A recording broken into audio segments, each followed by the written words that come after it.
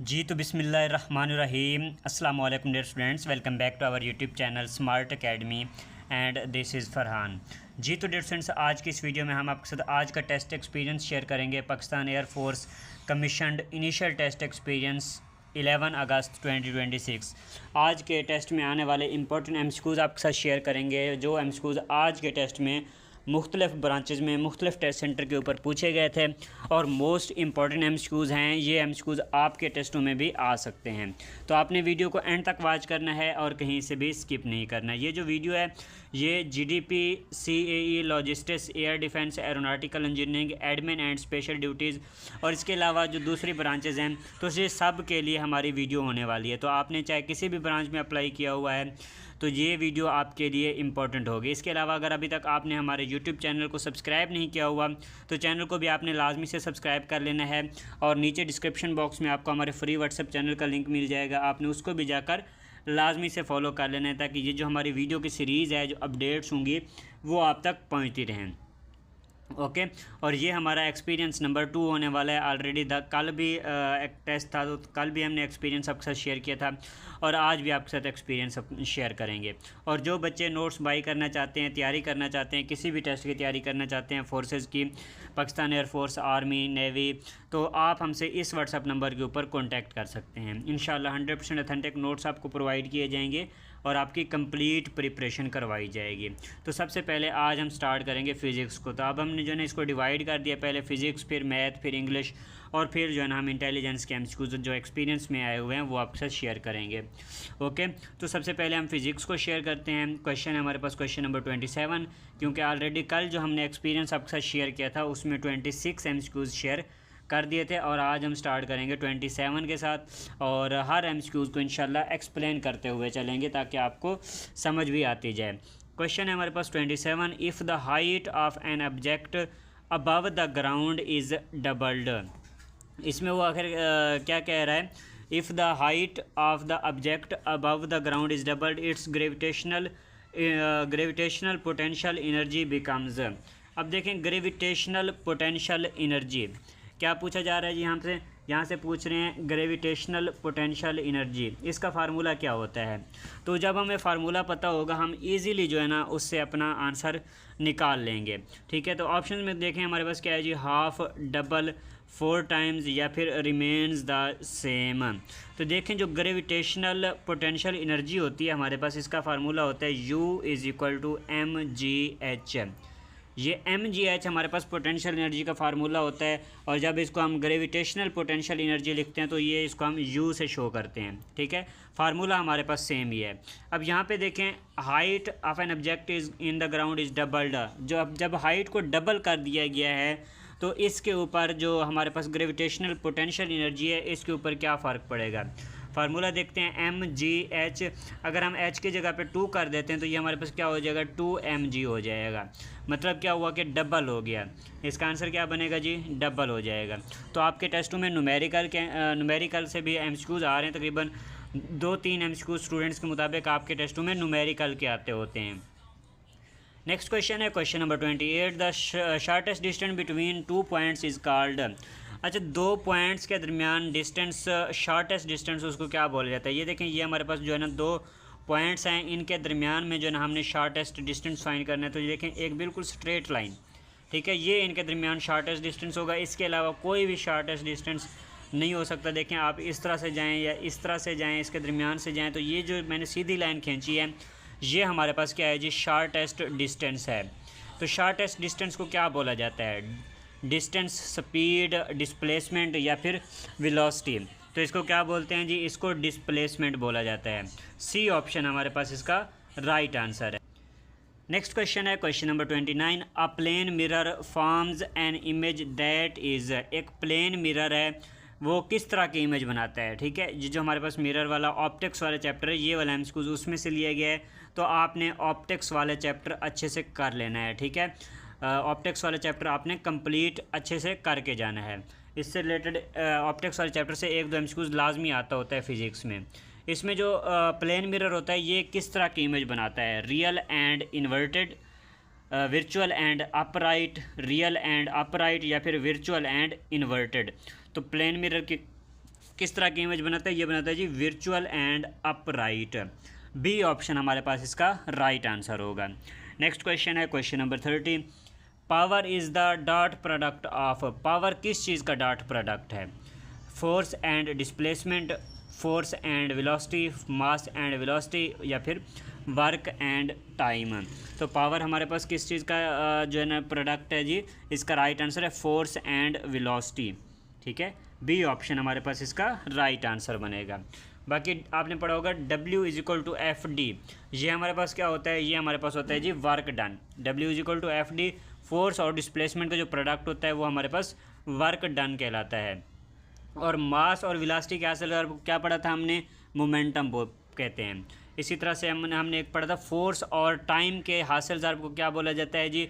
Impulse बोला जाता है। तो इस तरह की छोटी छोटी डेफिनेशंस होती हैं जो कि आपके टेस्टों में पूछी जाती हैं और मैक्सिमम स्टूडेंट्स वहाँ पे कंफ्यूज हो जाते हैं। तो इनमें जो है ना आपने इनको अच्छे से समझ लेना है। ठीक है, वर्क डन में क्या होता है, पावर में क्या होता है, जो है ना इम्पल्स में क्या होता है, मोमेंटम में क्या होता है। इसी तरह से और भी छोटे छोटे डेफिनेशंस होंगे। जैसे ऊपर हमने अभी एक डेफिनेशन अभी डिस्प्लेसमेंट की पढ़ी है, इस तरह से स्पीड की डेफिनेशन आ सकती है आपके टेस्ट में, एक्सीलरेशन की डेफिनेशन आ सकती है। तो ये छोटी छोटी डेफिनेशंस आपने अच्छे से करके जानी है, इनको याद करके जाना है। बाकी जो एमसीक्यूज़ मैं आपको बता रहा हूँ ये एमसीक्यूज़ भी आपने करनी है, जो टॉपिक्स आपको बता रहा हूँ ये टॉपिक्स भी आपने करने हैं। और जिस टॉपिक से एमसीक्यूज़ लिया गया है जो मैं आपके साथ शेयर कर रहा हूँ, इस टॉपिक को भी आपने अच्छे से कवर कर लेना है, इसको भी आपने अच्छे से पढ़ के जाना है। या फिर आप चाहें तो हमसे नोट्स ले सकते हैं, बाई कर सकते हैं, क्योंकि नोट्स हमारे फ्री नहीं है। वहाँ से इंशाल्लाह आपको 100% जो है ना ये सारे के सारे टॉपिक्स कवर्ड मिलेंगे। और इंशाल्लाह जो आपका टेस्ट होगा वो 90% 95% आपका टेस्ट इन नोट्स में से ही कवर हो जाएगा। ओके, तो क्वेश्चन है हमारे पास question number 31। Kirchhoff's current law is based on conservation of. अच्छा, किरचॉफ्स करंट लॉ, किरचॉफ का जो करंट लॉ है उसका जो वो किस चीज़ के ऊपर, कौन से कंजर्वेशन, कौन से लॉ के ऊपर बेस करता है?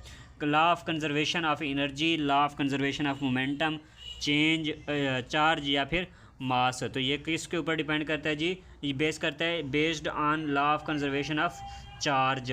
तो सी ऑप्शन हमारे पास इसका राइट आंसर बनेगा। और स्टूडेंट्स कल वाला जो टेस्ट था जो 10 उसमें हमने शेयर किया था 10 अगस्त का जो एक्सपीरियंस था, उसमें ये भी था कि काफ़ी सारे जो बच्चों ने बताया कि साइंटिस्ट के नाम भी पूछे जा रहे थे आपके टेस्टों में। ठीक है, जैसे उनकी डेट ऑफ बर्थ पूछी गई या फ़लाँ साइंटिस्ट ने क्या चीज़ डिस्कवर की थी। तो इस तरह के रिलेटेड जो है ना, या फिर फ़लाँ साइंसदान जो है वो कहाँ से बिलोंग करता है। तो आपने मैट्रिक और फर्स्ट ईयर और सेकेंड ईयर, ये आपने इनके अंदर जितने भी कहीं पे साइंसदान मेंशन है तो आपने उनको भी पढ़ के जाना है। नेक्स्ट क्वेश्चन है question number 32। Resistivity depends upon, resistivity किस चीज़ के ऊपर डिपेंड करती है? रेजिस्टिविटी किस चीज़ के ऊपर डिपेंड करती है? Length of conductor, area of conductor, nature of material, या फिर वोल्टेज अप्लाइड। तो किस चीज़ के ऊपर डिपेंड करती है जी? Nature of material, nature of material के ऊपर डिपेंड करती है जी रेजिस्टिविटी। नेक्स्ट क्वेश्चन है question number 33। Capacitance of a capacitor increases with. अच्छा, एक कैपेसिटर होता है उसकी जो कैपेसिटेंस होती है वो इंक्रीज़ हो जाती है। यहाँ पे देखें एक कैपेसिटेंस का हमारे पास आ रहा है, एक कैपेसिटर आ रहा है। तो ये दो डेफिनेशंस हो गए, ये दो डेफिनेशंस भी आप लोगों ने कर लेनी है। ठीक है, उसके बाद देखें क्या कह रहा है, वो जो कैपेसिटेंस है एक कैपेसिटर की वो कैसे इंक्रीज़ हो जाती है? Increase with, increase in plate area, उनके दरमियान उनमें जो प्लेटें होती हैं उनके दरमियान जो एरिया है उसको इंक्रीज़ करने से कैपेसिटेंस इंक्रीज़ हो जाती है।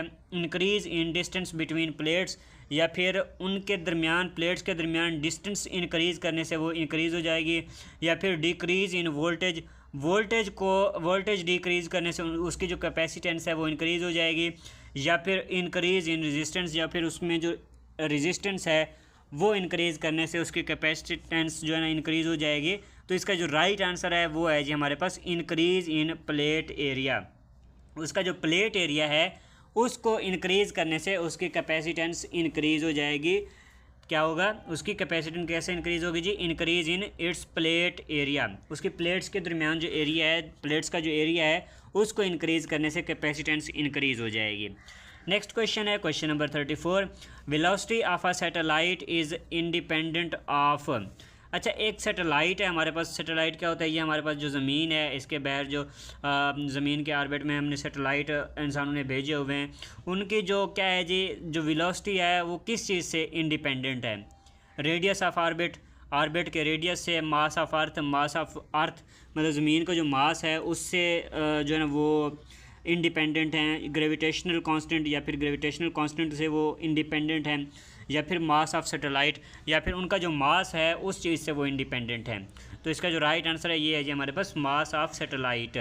उनका जो वज़न होता है इस चीज़ से वो इंडिपेंडेंट है कि उनका वज़न कितना है, क्योंकि जो खला है उसमें हवा नहीं होती, उसमें जो वेट है वो मतलब बिल्कुल ना होने के बराबर होता है। जैसा कि हम पढ़ते होते हैं कि जो ज़मीन के ऊपर ग्रेविटेशन की वैल्यू है वो 9.8 है और जो चांद के ऊपर वो वैल्यू है वो 1.6 है। मतलब इसका कि ज़मीन के ऊपर कोई ऐसी चीज़ जिसका वज़न 9.8 kg है, तो आसमान के ऊपर, चांद के ऊपर जो उसका वज़न होगा वो 1.6 किलो होगा। तो मतलब इस तरह से जो खला है उसमें वेट का कोई जो मास है उस वो मैटर नहीं करता। तो वेलोसिटी ऑफ सैटेलाइट ये किस चीज़ के ऊपर डिपेंड नहीं करती? मास ऑफ सैटेलाइट के ऊपर।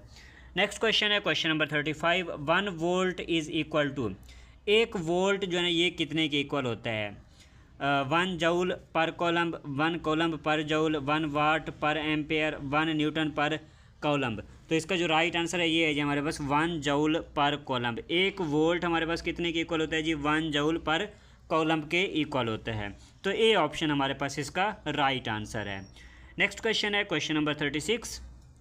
Angular frequency is equal to, angular frequency का फार्मूला यहाँ पे बेसिकली पूछा जा रहा है कि एंगुलर फ्रीक्वेंसी किस चीज़ के इक्वल होती है? पाई F, 2 pi F, pi over F या फिर 2 ओवर एफ के इक्वल। तो इसका जो राइट आंसर है ये है जी हमारे पास 2 पाई एफ। एंगुलर फ्रीक्वेंसी किस चीज़ के ऊपर है जी? 2 पाई एफ के इक्वल है। नेक्स्ट क्वेश्चन है question number 37। Electric flux through a surface is given by. अच्छा, electric flux through a surface, electric flux जो है एक सरफेस का, वो उसको बेसिकली यहाँ पे फार्मूला पूछा जा रहा है उसका कितन कि वो जो है ना किसके इक्वल होती है? ई ए sine theta, E A cos theta, E upon A cos theta या फिर ई प्लस ए कॉस थीटा। तो इसका जो राइट आंसर है ये है जी हमारे पास ई ए कॉस थीटा। ठीक है, ये बी ऑप्शन हमारे पास इसका राइट आंसर है। Electric flux through a surface is given by E A cos theta. B option इसका राइट आंसर होगा। अच्छा स्टूडेंट्स, एक बार यहाँ पे आपके साथ व्हाट्सअप नंबर शेयर करते चलें। जो स्टूडेंट्स नोट्स बाई करना चाहते हैं, टेस्ट की तैयारी करना चाहते हैं, तो आप हमसे व्हाट्सअप के ऊपर कांटेक्ट कर सकते हैं। ये हमारा व्हाट्सअप नंबर है 0348383612। चाहे आपने किसी भी ब्रांच में अप्लाई किया हुआ है सिवाय शार्ट सर्विस कमीशन वालों के, ठीक है, उनके अलावा अगर आपने किसी भी ब्रांच में अप्लाई किया हुआ है, इंशाल्लाह आपको 100% ऑथेंटिक नोट्स प्रोवाइड किए जाएंगे, जिसमें फ़िज़िक्स, मैथ, इंग्लिश और इंटेलिजेंस कंप्लीट जो है आपका सिलेबस है वो उसमें इंशाल्लाह कवर करवाया जाएगा। और जो नोट्स आपको दिए जाएंगे इंशाल्लाह आपका कंप्लीट टेस्ट उनमें से ही कवर हो जाएगा। नेक्स्ट क्वेश्चन है question number 38। The SI unit of electric flux is, electric flux का एसआई यूनिट क्या होता है जी? न्यूटन पर कोलम्ब, न्यूटन मीटर स्क्वायर पर कोलम्ब, कोलम्ब पर न्यूटन मीटर स्क्वायर या फिर न्यूटन मीटर पर कोलम्ब। तो इसका जो राइट आंसर है ये है जी हमारे पास न्यूटन मीटर स्क्वायर पर कोलम्ब। बी ऑप्शन इसका राइट आंसर है। नेक्स्ट क्वेश्चन है question number 39। The dot product of 2 vectors is given by. अच्छा, जो डॉट प्रोडक्ट होता है 2 वेक्टर्स का, 2 वेक्टर का, उसको किस तरह से लिखा जाता है? A B sine theta, A B cos theta, A upon B cos theta या फिर A plus B cos theta. तो डॉट प्रोडक्ट जो होता है 2 वेक्टर्स का, उनको किस तरह से लिखते हैं? उनको लिखा जाता है जी ए बी कॉस थीटा। ठीक है, ये डॉट प्रोडक्ट इस तरह से लिखते हैं। और क्रॉस प्रोडक्ट को लिखने का तरीका होता है ए बी साइन थीटा। ठीक है, तो ये 2 MCQ यहाँ पे मैंने आपके साथ शेयर कर दिए हैं, ये भी आपको अच्छे से आने चाहिए। इसमें जो हमारे पास वेक्टर्स वाला चैप्टर है, वेक्टर वाला टॉपिक है, ये आपने पूरा कवर करके जाना है। नेक्स्ट क्वेश्चन है question number 40। Which pair has different dimensions. अच्छा, कौन सा पेयर है जिसके डायमेंशंस जो है ना वो एक दूसरे से मुख्तलिफ होते हैं? Work and torque, momentum and impulse, stress and strain या फिर वर्क एंड एनर्जी। तो देखिए इसका जो राइट आंसर है ये है जी हमारे पास स्ट्रेस एंड स्ट्रेन। इनमें देखिए हमारे पास जो स्ट्रेन होती है उसके कोई यूनिट्स नहीं होते, कोई फार्मूला नहीं होता, और कोई यूनिट्स नहीं होते और कोई फिर डायमेंशंस भी नहीं होते, क्योंकि जो हमारे पास डायमेंशंस बनते हैं वो उसके यूनिट्स से बनते हैं, जो उसके यूनिट होते हैं उससे जो है ना उसके डायमेंशंस बनते होते हैं। तो जब उसका कोई यूनिट ही नहीं होगा तो उसके डायमेंशंस भी नहीं होंगे, तो क्या हुआ, stress and strain have no जो इनका क्या है जी, ये एक ऐसा पेयर है जिसके डायमेंशंस मुख्तलिफ होते हैं। ठीक है, उसके बाद नेक्स्ट क्वेश्चन है question number 41, the dimensions of strain is. Strain के डायमेंशंस पूछे गए हैं, क्योंकि मैंने आपको बताया उसका कोई यूनिट नहीं होता तो उसके कोई डायमेंशंस भी नहीं बनते।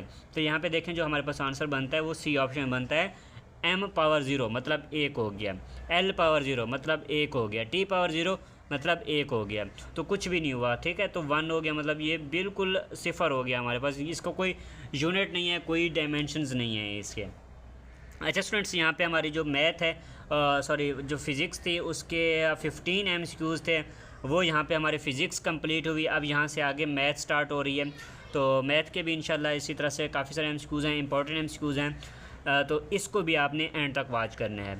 आगे इंग्लिश भी है और आगे इंटेलिजेंस भी है। बाकी अगर आप लोगों ने अभी तक हमारे चैनल को सब्सक्राइब नहीं किया तो चैनल को भी आपने लाजमी से सब्सक्राइब कर लेना है, ताकि इस तरह की जो इन्फॉर्मेटिव वीडियोज़ होंगी, जो इस तरह से एक्सपीरियंसेस हम आपसे शेयर करेंगे, आप तक वो वीडियोज़ पहुँचती रहें और इंशाल्लाह इसके बाद जो भी अपडेट्स होंगी वो भी आपसे शेयर की जाती रहेंगी। क्वेश्चन है हमारे पास question number 42, what is the next number in the series. इस सीरीज़ में नेक्स्ट नंबर कौन सा आएगा। तो बेसिकली ये हमारे पास MCQs मैथ का नहीं बनता, ये इंटेलिजेंस का बनता है। यहाँ पे ये गलत प्लेस हो गया, तो देखें क्या है जी, यहाँ पे सिंपल सा हमारे पास क्या है जी 2, उसके बाद 4, उसके बाद 6, फिर क्या है जी 10 हो गया, 16 हो गया। तो यहाँ पे बेसिकली क्या चल रहा था, पहले इन 3 में देखा जाए तो 2 प्लस करते जा रहे थे। ठीक है, पहले 2 प्लस किया 4 हो गया, फिर 2 प्लस किया 6 हो गया, उसके बाद 4 प्लस किया। ठीक है, 2 के बाद क्या किया जी 4 प्लस किया, तो अब हमने 6 में 4 प्लस किया तो 10 हो गया, फिर उसके बाद देखें 6 प्लस कर दिया, तो मतलब अब हम इस चीज़ को इंक्रीज़ करते जाएंगे। अब हम इसमें क्या करेंगे जी, अब हम इसमें 8 प्लस कर देंगे। जब हम इसमें 8 प्लस करेंगे तो ये हमारे पास कितना हो जाएगा जी 24 हो जाएगा, तो बी ऑप्शन इसका राइट आंसर हुआ। नेक्स्ट क्वेश्चन है question number 43, what is the sum of the interior angles of a triangle. Interior angles of a triangle, इनका सम कितना होता है जी 90 डिग्री, 180 डिग्री, 270 डिग्री या फिर 360 डिग्री। तो इसका जो राइट आंसर है ये है जी 180 डिग्री। इंटीरियर एंगल्स का सम कितना होता है जी, ट्रायंगल के इंटीरियर एंगल्स का सम कितना होता है जी 180 डिग्री होता है। नेक्स्ट क्वेश्चन है question number 44, derivative of x power 5 is. इसका हमने डेरिवेटिव फाइंड करना है। तो डेरिवेटिव को फाइंड करने का क्या तरीका होता है कि जो भी हमारे पास वैल्यू होती है उसकी जो पावर होती है, पावर हम उठा के वेरिएबल से पहले लेके आते हैं। जैसे यहाँ पे हमारे पास देखें x की पावर 5 है, तो हम सबसे पहले उसकी पावर को नीचे ले आएंगे। अगर यहाँ पे इसके साथ कोई और नंबर होता तो उसके साथ ये चीज़ मल्टीप्लाई हो जाती है। ठीक है, उसके बाद x आ गया, अब इसकी पावर हमने -1 कर देनी है। 5 - 1 करेंगे तो क्या हो जाएगा जी 4 हो जाएगा। तो ये कितना हो गया 5x पावर 4। तो ये हमारे पास डेरिवेटिव आ गया जी 5x पावर 4। बी ऑप्शन हमारे पास इसका राइट आंसर हुआ। नेक्स्ट क्वेश्चन है question number 45, what is the integral of के। इंटीग्रल ऑफ के, इसके हमने क्या करनी है जी इंटीग्रेशन करनी है। ठीक है, इस तरह इसकी इंटीग्रेशन क्या करेंगे। अब हमने क्या चीज़ पढ़ी है, अभी मैंने एक डेरिवेटिव का MCQ शेयर किया था जिसमें मैंने आपको कहा जो हमारे पास ऊपर वैल्यू होती है, वेरिएबल की वैल्यू होती है, उसको हम उठा के नीचे ले आते हैं। ठीक है, तो यहाँ पे देखें सिर्फ हमारे पास के लिखा हुआ है। अब हम अगर इसको वापस ले जाना चाहें तो यहाँ पे क्या होना चाहिए, यहाँ पे हमारे पास एक x होता, उसकी वैल्यू यहाँ पे k होती, जो कि यहाँ पे नीचे आ जाता। ठीक है, अब k भी हमारे पास क्या है जी एक कांस्टेंट है, क्योंकि हमें कोई वैल्यू ही नहीं है, तो ये हम इसको यहीं पे यूज़ करेंगे, तो ये हमारा बन जाएगा kx + c। अब जब कोई भी हम इंटीग्रेशन कर रहे होते हैं, जब कोई भी हम इंटीग्रेशन करते हैं तो उसके साथ हम यहाँ पे +c कर देते हो। जो भी हमारे पास आंसर बनता है उसके लास्ट में हम +c कर देते होते हैं। तो इस तरह का देखें हमारे पास ये बन रहा है बी ऑप्शन। ठीक है, तो ये इसका राइट आंसर है। नेक्स्ट क्वेश्चन है question number 46, what is the derivative of 10x with respect to x। अच्छा, derivative of 10x with respect to x मतलब हमने यहाँ पे 10 का डेरिवेटिव लेना है। ठीक है, टेन का डेरिवेटिव लेना है। तो ये जितनी भी ट्रिग्नोमेट्री है इनके डेरिवेटिव निकालने का अलग ही तरीका होता है। तो ये जो टेन का डेरिवेटिव है ये हमारे पास क्या बनता है जी, सीकेंड स्क्वायर एक्स बनता है। क्या आता है जी इसका आंसर, सीकेंड स्क्वायर एक्स। ये हमारे पास किसका है जी, टेन का डेरिवेटिव है। Next question, question number 47, the equation 3x² + 5x - 2 = 0 is. अच्छा, ये जो हमारे पास इक्वेशन है ये कौन सी इक्वेशन है, लीनियर इक्वेशन है, क्वाड्रेटिक इक्वेशन है, क्यूबिक इक्वेशन है, या फिर एक्सपोनेंशियल इक्वेशन है। तो देखें ये हमारे पास कौन सी इक्वेशन है, ये क्वाड्रेटिक इक्वेशन है। किस हिसाब से क्वाड्रेटिक है, लेकिन जिसके ऊपर जैसे अगर हमारे पास ये वाली वैल्यू नहीं होती, ये होता सिर्फ हमारे पास 5x - 2 = 0, तो ये हमारे पास कौन सी होती है, ये हमारे पास लीनियर इक्वेशन हो जाती है। जब इसकी पावर 2 हो जाती है तो ये हमारे पास क्वाड्रेटिक इक्वेशन हो जाती है, और जब इसकी हाईएस्ट पावर 3 होगी तो ये हमारे पास क्यूबिक जो है ना क्यूबिक इक्वेशन हो जाएगी। ओके, अब यहाँ से इंग्लिश के एमसीक्यूज स्टार्ट होते हैं। 6 एमसीक्यूज मैथ के थे, अभी इसी तरह से इंग्लिश के एमसीक्यूज होंगे। चूज़ द करेक्ट स्पेलिंग, सबसे पहले क्या है जी, करेक्ट स्पेलिंग हमने यहाँ पे चूज़ करने हैं जी। एम्बेरस के जो है ना हमने करेक्ट स्पेलिंग बताने हैं। तो इसके करेक्ट स्पेलिंग क्या होते हैं, EMBARRASS। तो ये हमारे पास ए ऑप्शन पे मौजूद है, ये इसका राइट आंसर होगा। नेक्स्ट क्वेश्चन है question number 49, synonym of lethargy. Lethargy का सिनोनिम बताना है जी। एनर्जी, लेजीनेस, स्ट्रेंथ, या फिर जो है ना एक्टिविटी। तो इसका मतलब क्या होता है, लिथार्जी का मतलब होता है कि सुस्ती, काहली। इसका जो सिनोनिम बनेगा वो क्या बनेगा जी, लेजीनेस। ठीक है, बी ऑप्शन हमारे पास इसका राइट आंसर होता है। Next question, question number 50, antonym of bright. Bright का एंटोनिम, ब्राइट का मतलब क्या होता है जी, रोशन। ठीक है, चमकता हुआ। इसका एंटोनिम, इसका उलट अल्फाज हमने बताना है, उलट मीन जो इसका जो बन रहा होगा वो हमने बताना है। लाइट, क्लियर, डल, या फिर शार्प। तो इसका क्या बनेगा जी, डल बनेगा। सी ऑप्शन इसका राइट आंसर बनेगा। नेक्स्ट क्वेश्चन है question number 51, my sister is week dash mathematics. यहाँ पे हमने प्रीपोजिशन यूज़ करनी है। किस तरह से देखें, जहाँ पे भी कोई भी सब्जेक्ट्स की जब बात हो रही होगी, मैथमेटिक्स हो गया, इंग्लिश हो गया, उर्दू हो गया, फिज़िक्स, केमिस्ट्री, कोई भी सब्जेक्ट होगा, उसमें वीक या फिर गुड, मतलब उसमें बता रहे होंगे कि वो उसमें उस सब्जेक्ट में अच्छा है या उस सब्जेक्ट में कमज़ोर है, तो वहाँ पे हम क्या यूज़ करते हैं होते हैं जी, वहाँ पे हम एट यूज़ करते हैं। My sister is week at mathematics. यहाँ पे क्या आएगा जी, प्रीपोजिशन हमारे पास आएगी एट मैथमेटिक्स, एट इंग्लिश। ठीक है, good at English, good at mathematics, weak at mathematics. तो हमेशा यहाँ पे हम एट का यूज़ करेंगे। ठीक है, बी ऑप्शन हमारे पास इसका राइट आंसर बनेगा। नेक्स्ट क्वेश्चन है question number 52, change into passive voice. Passive voice में हमने इसको चेंज करना है जी। और इंग्लिश में जो मैक्सिमम एमसीक्यूज आपके पास आते हैं वो ग्रामर से ही आते हैं, जिनमें हमारे पास पैसिव वॉइस, एक्टिव वॉइस हो गया, डायरेक्ट इनडायरेक्ट हो गया। इसके अलावा पार्ट्स ऑफ स्पीच हैं, आर्टिकल्स हैं, सेंटेंस वाले एमसीक्यूज हैं। तो ये सारे एमसीक्यूज जो है ना आपके टेस्टों में आते होते हैं। जो इंग्लिश का टेस्ट है मोस्टली इसमें जो है ना यही एमसीक्यूज होते हैं ग्रामर से रिलेटेड। तो 4-5 एमसीक्यूज आपके टेस्ट में पैसिव वॉइस के आ जाते हैं, 4-5 एमसीक्यूज आपके टेस्ट में उनके डायरेक्ट इनडायरेक्ट के आ जाते होते हैं। तो इसमें हम देखें हमारे पास सबसे पहले इसको समझेंगे सेंटेंस हमारे पास कौन सा है, क्योंकि हर पैसिव वॉइस का एक अलग से रूल होता है, उसका अपना एक तरीका होता है उसको सॉल्व करने का। तो सबसे पहले हम इसको देखेंगे कौन सा सेंटेंस है। ये हमारे पास सेंटेंस है जी प्रेजेंट कंटिन्यूअस टेंस। ठीक है, तो अब हम इसको इसके रूल के मुताबिक करेंगे। सबसे पहले हमने क्या करना है जी, हर क्लास। तो ये क्या आएगा जी, हर क्लास बिल्कुल इसके स्टार्ट में आ जाएगा। ठीक है, हर क्लास। उसके बाद अब देखें ये हमारे पास क्या था, प्रेजेंट कंटिन्यूअस का टेंस था। तो हमने जब इसको चेंज करना है, पैसिव वॉइस में चेंज करना है, तो इसको इस तरह की हेल्पिंग वर्ब में यूज़ करनी है कि हमें पता चल सके कि ये प्रेजेंट कंटिन्यूअस का ही था। ठीक है, तो यहाँ पे देखें अगर वार यूज़ करेंगे तो वार हमारे पास कहाँ पे आता है, वार हमारे पास पास्ट में यूज़ हो रहा होता है, आर हमारे पास प्रेजेंट में यूज़ होता है। और इसमें देखें सना वाश देश तो हो ही नहीं सकता, ये तो बिल्कुल पास्ट का सेंटेंस है, और इसमें विल लगा हुआ है, तो ये भी हमारे पास नहीं हो सकता। तो यहाँ पे इसका आंसर क्या बनेगा जी, her clothes are being washed by Sana. तो बी ऑप्शन इसका राइट आंसर बनेगा। नेक्स्ट क्वेश्चन है question number 53, a person who steals someone's else's ideas and presents them as his own is called. एक ऐसा शख्स जो कि दूसरों के आइडिया को चोरी करता है, दूसरों के आइडिया को चुराता है और उसको इस तरह से प्रेजेंट करता है, शो करता है कि जैसे ये उसकी अपनी बात है, ऐसे बंदे को ऐसे शख्स को क्या बोला जाता है? राइटर, आथर या फिर प्लागियरिस्ट या फिर एडिटर। तो इसको क्या बोलते हैं जी? इसको प्लागियरिस्ट बोलते हैं। तो सी ऑप्शन हमारे पास इसका राइट आंसर बनेगा। नेक्स्ट क्वेश्चन है क्वेश्चन नंबर हमारे पास 54 और ये इंटेलिजेंस का एमसीक्यूज़ है। If elephant is equal to, elephant को यहाँ पे कोड किया गया है, कोडिंग डिकोडिंग का एमसीक्यूज़ है। Then A and T R at, तो ए और टी ये कौन सी पोजीशन पे आ रहे हैं? तो देखें ई हमारे पास कौन सी है? 1 पोजीशन पे है, एल हमारे पास 2 पे है। तो इसको अगर हम देखें ए की पोजीशन कौन सी थी? ए की हमारे पास 6 पोजीशन थी और टी की पोजीशन हमारे पास 8 थी। तो इसका आंसर क्या बनेगा जी? 6 एंड 8। तो ये कौन सी पोजीशन पे है जी? 6 और 8 पोजीशन पे है, 6 एंड 8 पोजीशन पे हैं। ओके स्टूडेंट्स, तो आज की इस वीडियो में इतना ही था। आज की इस वीडियो में 28 एमसीक्यूज़ थे जो कि हमने आपके साथ शेयर किया, और यहाँ पे एक्स्ट्रा भी काफ़ी सारे एमसीक्यूज़ आपके साथ शेयर किए हैं इन्फॉर्मेशन के तौर पे, जो कि आपके टेस्ट के लिए बहुत ज़्यादा इंपॉर्टेंट थे। बाकी अगर जिन बच्चों ने अभी तक हमारे चैनल को सब्सक्राइब नहीं किया, चैनल को आपने लाजमी से सब्सक्राइब कर लेना है, ताकि इस तरह की जो डेली वीडियोज़ होंगी वो आप तक पहुँचती रहें।